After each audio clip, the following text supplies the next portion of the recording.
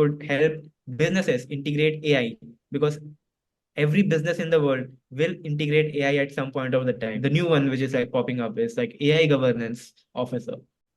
Maybe not so many roles are up there right now for AI governance, but in the times to come, it will be for sure. And this is like something that would be preparing you more or less like 750 euros a semester, which comes out to be around 60 to 65,000 INR per semester. So it is kind of cheaper than my BTech as well. Of course, if you're moving to a new country, then you have to take care of all the admin work, the paperwork. So, talking again about your program, what are the job opportunities and internship opportunities that you can do with your curriculum? And did WU help you in finding internship opportunities?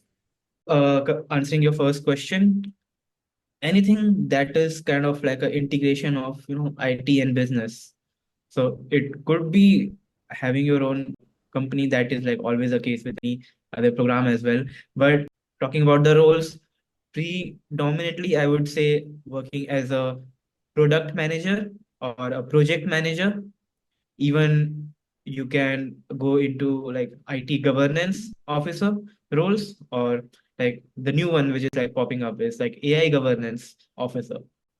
Maybe not so many roles are up there right now for AI governance, but in the times to come, it will be for sure. And this is like something that would be preparing you beforehand. And how did you find these opportunities? How do students in your in your class find internship opportunities in Vienna? Mostly LinkedIn. Most of my classmates were having either a part-time or a full-time job along with the studies. Yes, like a few of them already like had full-time jobs right from the first year itself. And like even I remember this guy from India, Rajat, he enrolled 2 years after me, and he came to Vienna, I guess 3 or 4 months before the program starts, and he also got a full-time job before the program starts. And how did you manage all your expenses? How much expenses did you require in 2 years? And also, please tell about the fees that the tuition fees in the university. Start with the tuition fee part. So it is a public university. So there is no tuition fee as such. There is student contribution, which is more or less like 750 euros a semester, which comes out to be around 60 to 65,000 INR per semester. So it is kind of cheaper than my BTech as well. So the only expense that you have to bear is the living cost. And I'll break it down into two sections. Of course, like first is the rent. So because I wanted to have my personal space, because then it helps me focus a lot on the other things that I do in my day. Especially, I also wanted to have a private kitchen, so I always went for a, a mini studio setup where I have a mini kitchen all by myself, so I can wind up. I can cook on my own and also not worry too much about sharing and cleanliness and other stuff. So this was the reason why the rent is a bit on a higher side for my case as well, which was around 550 euros a month, because I was having a mini studio of my own where I had my private washroom as well as a mini kitchen inside the premises as well. So it was the main expense which I was, yes, paying the conversion fee for. Sometimes not too much, because I also enrolled into the Wise pretty early. So Okay. because after like I remember like recently they even stopped new enrollments. So luckily I got in before they stopped taking more you know uh, No, signups. yes. That was something which helped me save a bit on the conversion fees. And the second day-to-day expenses, I was using like Scapia. And that is also like, luckily, I got this credit card before they stopped taking further signups. So I got this credit card, and it was having like upward of 50,000 a month credit limit. So I was swiping it everywhere, whatever I used to buy in Vienna or any other place in Europe. And then because it offers 0% Forex fee, so I didn't have to pay any conversion fees or any transaction extra charges. And then I used to pay the credit card bill right from my Indian bank account online. So I was saving the transfer fee on half of the monthly living expenses. So this was like my monthly total expense around 1 lakh a month, plus or minus, depending on how much I've been traveling. And to answer the second question, how did I manage it? So the plan really was from the start to save up the money. If I am able to save up the money to cover the entire education, then only I'll go for my master's. And luckily, I got this work at United Nations FAO, Food and Agriculture Organization in Rome. Yeah, I worked there for like 11 months, and it was like the savings were enough to cover the masters, and that's how luckily I ended up having the free will to not take up a job after my masters. Right. And what are the things that you learned about yourself, like the self discoveries that you did in Vienna? Like after you move to a new country, it's transformational for us, like as first timers going outside. I learned a lot of things. To start with, of course, living all by yourself. Like, because I was also in a hostel scenario during my BTech, but it was all catered. Like, you don't have to worry about cleaning, water, food. Like, there was a mess, you just have to go there and eat, and security and a lot of other stuff. But then, of course, if you're moving to a new country, then you have to take care of all the admin work, the paperwork, mail a zettel, whatnot. Second is of course the food. If you can choose to go out and buy, but then you end up paying more, and then the taste is always not as per your expectation. So I learned cooking. So I used to cook every day for the like after the first semester at least. For the rest of the 3 semesters, I cooked every meal that I had. Going out to events, talking to strangers, like there are platforms like Eventbrite or other ones that lets you have a look at all the events that are happening in your city. You could filter it with the domain of your interest and so on. So I used to, just filter it with the free events in AI in Vienna, and then just go there and then attend, and then meeting people. It's like kind of speed networking. You make eye contact with a person, you start introducing yourself, you talk for 5 minutes, you exchange your LinkedIn, and then you start looking and making eye contact with the other person. And that is something that I like in the starting. In the initial phases, it was not very comfortable for me, but then when I got used to it, it was so magical, and I felt like this is something that I enjoy, networking with people uh so quick. And most of the times they were kind of very interesting. Like, they have very interesting domain. Everybody, like, when you meet up in such networking events, you get to know a lot of different side of the same picture sometimes, or even different perspective or different fields, how they are linking up to yours. So all those experience was kind of broadening your horizon of understanding and experience. So that was the major learning point, I would say. How much I cannot list down whatever I learned from those experiences. So these are the three things that I would list to answer this question.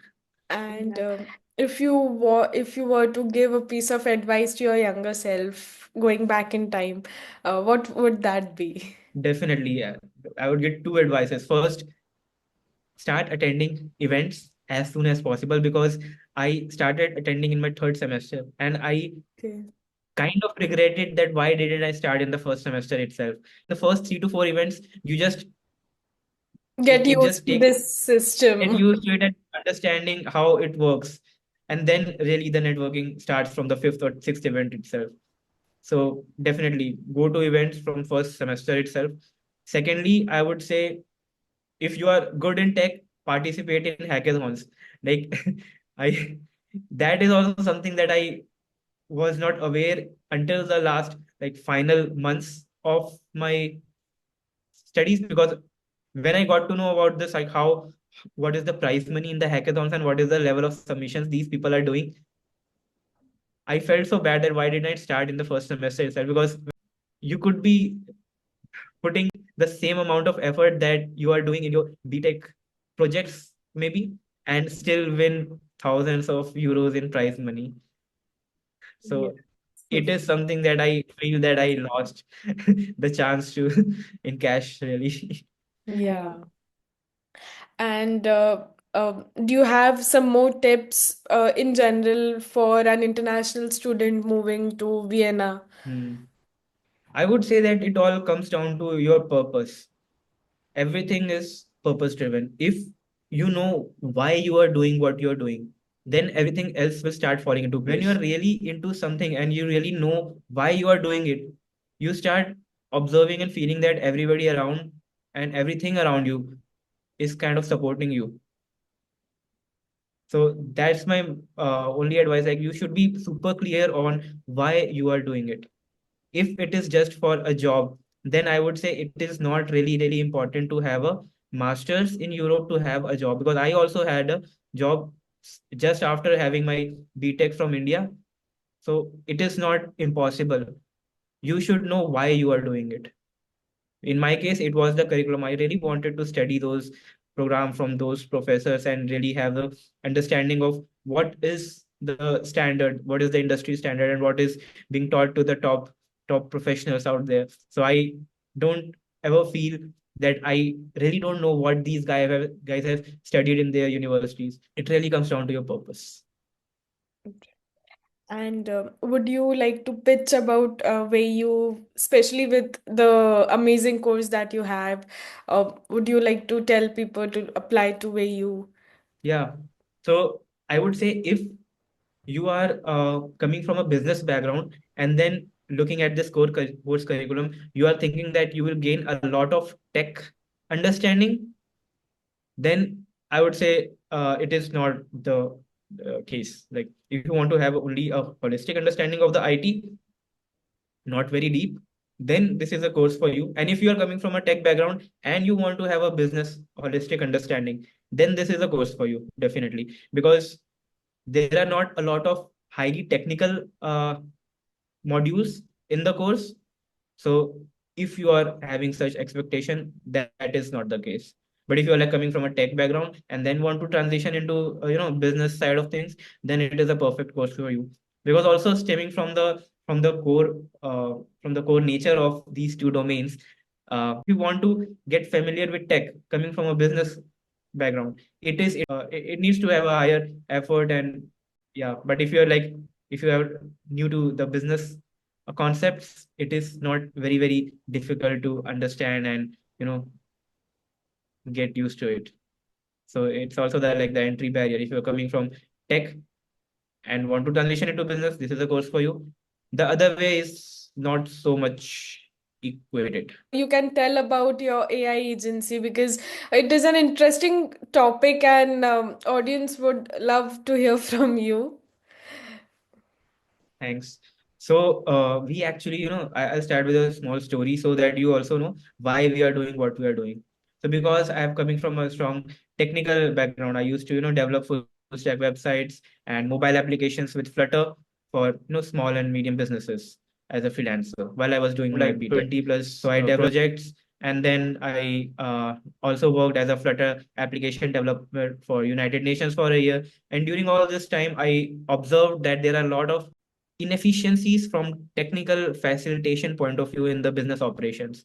Like, there could be very simple uh, changes that could be made from technical solution perspective that could create a massive difference in the business side of things.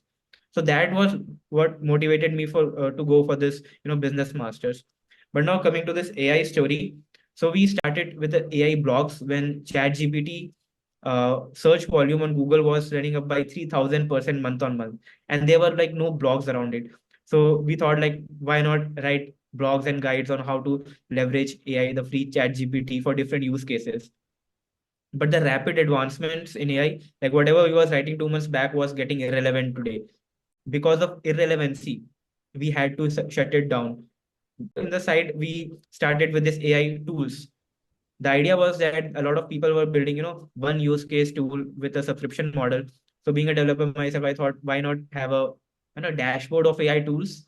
Because most of the tools out there are wrapper tools. Wrapper tools are the tools which use API calls instead of their own algorithm to for the core functionality. Okay. A lot of, yeah, a lot of people were building wrapper tools around OpenAI API. So we thought, why not build a dashboard of a lot of AI tools, image generator, Chrome extensions under a pay-as-you-go model. So that was pretty nice idea, and we still have it up and running, but we are not pushing to promote it because what I realized that after OpenAI launched the custom GPTs in the GPT store, that they are democratizing so much of AI tools, and even with the advancement in NLP, which is natural language processing, that means just the ability of AI to understand your instructions. So as NLP is going up, the relevancy for any AI tool is going down, because the only core concept why a AI tool is out there is because you are not able to get the same level of output with the free version of ChatGPT. That's why a AI tool is helping you optimize your instruction to get that level of output.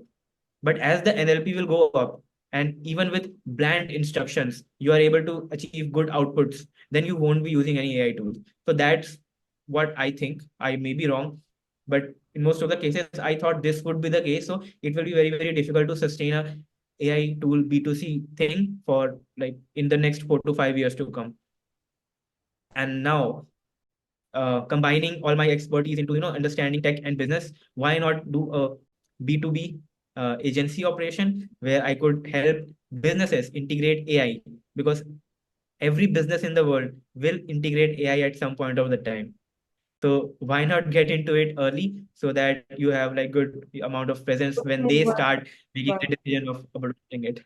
So that's what we do. We do custom B2B AI solutions, and you can also maybe put few links of my website and my LinkedIn in the description. You guys can you also like connect with me on LinkedIn. I post AI insights on a daily basis, and we also have a YouTube channel where we put we are doing 100 automation series these days, which basically is just 100 business use cases, like where what AI can facilitate or provide what kind of solutions. Those are like, yeah, we are currently on the 19th or 20th video right now, but yeah, depending on whenever you see it, maybe we could have completed it. And I've seen these videos on LinkedIn. Those are really, really smart videos, like a lot of thought and a lot of thinking that you put into these videos. So I really recommend everyone to check this out. And the links would be in the description. And with that, thank you so much for your time and lot of information that you gave today. It really means a lot. Thank you so much. Thank you so much, Apeksha, for inviting me, and I hope this video helps somebody in like number of different ways. And yeah, that's the goal with this video, just helping other people out. Yes, surely it will. Okay, so let's wrap up. Thank you so much.